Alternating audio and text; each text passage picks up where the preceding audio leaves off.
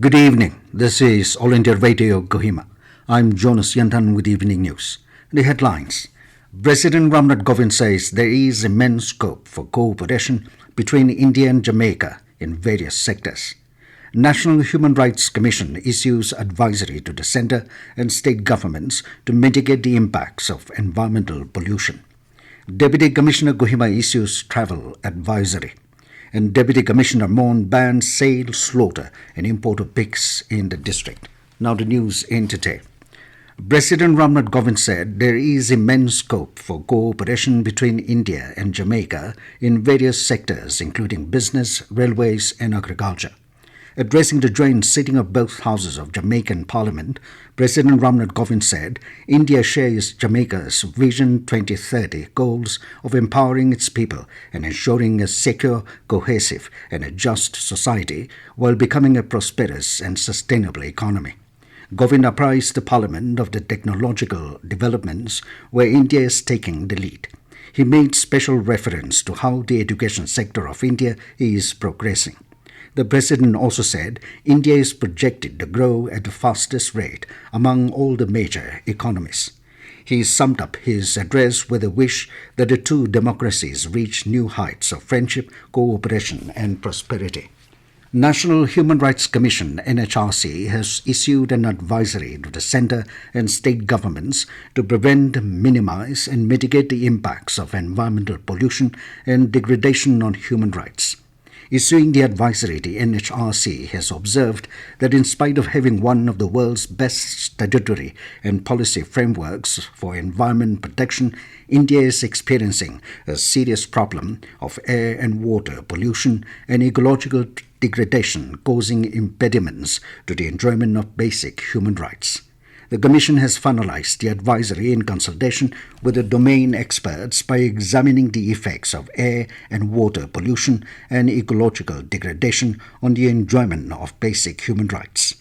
The Commission has asked for the implementation of its recommendations in the advisory and sought action taken report within 3 months.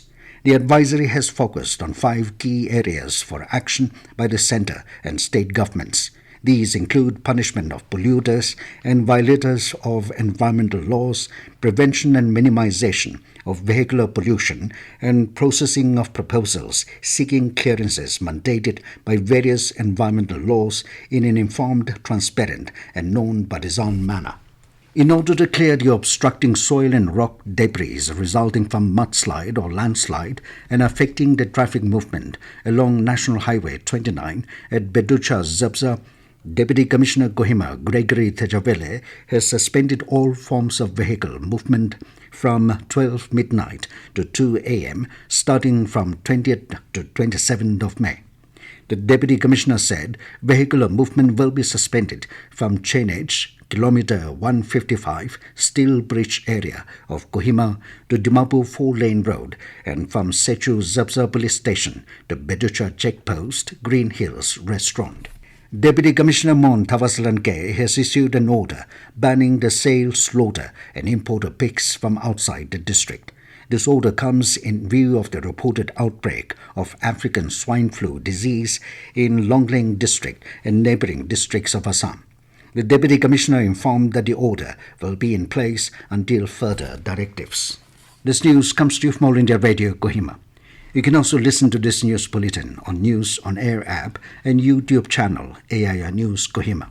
Indian Navy today successfully undertook maiden firing of the first indigenously developed naval anti-ship missile from Sea King 42P helicopter at Integrated Test Range, Palasur in Odisha.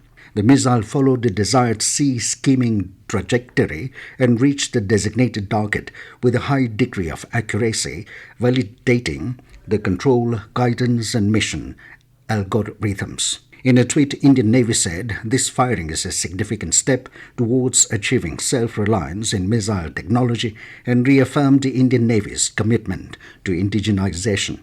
The Naval Anti-Ship Missile has been developed in association with Defence Research and Development Organization.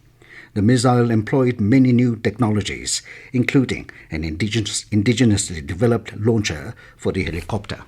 Kohima District Disaster Management Authority (DDMA) held a meeting today to review preparedness for major monsoon natural calamities.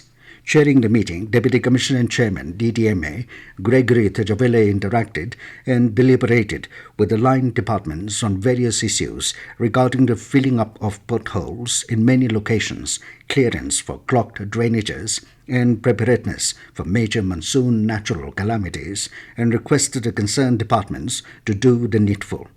Kohima DDMA District Project Associate Victor, while highlighting the district disaster management plan, mentioned that a plan was prepared with facts and figures that have been collected from various government departments and concerned authorities with a view to meet the challenges during any type of disaster. Victor said the aim of the plan was to make Kohima district disaster resilient with efficient mechanisms of preparedness, response and recovery in place. Chief Medical Officer of Naga Hospital Authority, Kohima, Dr. Vezokola Theo, said Little Flower Higher Secondary School and G. Rio School have been fully vaccinated. District-level multi-stakeholder meeting on COVID-19 was held today at Community Health Center, Jaluki. State Coordinator, Indian Social Responsibility Network, ISRN, Martha Tukru, said the organization is working to amplify the COVID-19 vaccination program in 6 selected districts of Nagaland. Speaking on how to eradicate hesitancy among the people in high-resistant areas, Tukru said it is the social responsibility of all the local leaders to understand the present scenario of COVID-19 and work collectively and spread awareness on the effectiveness of the vaccine, as well as educate the people who are misinformed and misled by various false news. Additional Deputy Commissioner Jaluki, Dr. Tino Jongshi Chang, expressed concern over the low percentage of vaccination coverage in the district. He said unless every individual availed the vaccine, there are chances of upsurge in COVID-19 cases again. Chang also requested the stakeholders present in the meeting to spread awareness on the importance of vaccination among the community with the right information. The Pek District Mietas Gayatri Damaged Victim Association (BDMGDVA) has resolved to resume intensive agitation in any manner deemed fit after May 25 if the state respondent fails to file the affidavit on or before May 25. In a representation to the Nagaland Chief Secretary on May 17, the association has questioned the repeated failure of the state government to file additional affidavit in response to a PIL. It alleged that on few occasions, past agitations were withdrawn due to appeal made by state government, but such plea in the coming days may not be reciprocated by the victim community. The association also said that on April 11, 2022, the state respondent pleaded for more time to file a clarificatory affidavit which the court granted for 4 weeks, listing the matter again on May 11. The BDMGDVA, however, said to its dismay, the state respondent once again pleaded for more time, which the matter is listed again for hearing on May 25. The association said, though the court has given ample opportunity, the state respondent is least concerned and bothered about its potential overburdened task and especially on the agony and anger of thousands of damaged victims. And now 20 news, here are the main points again.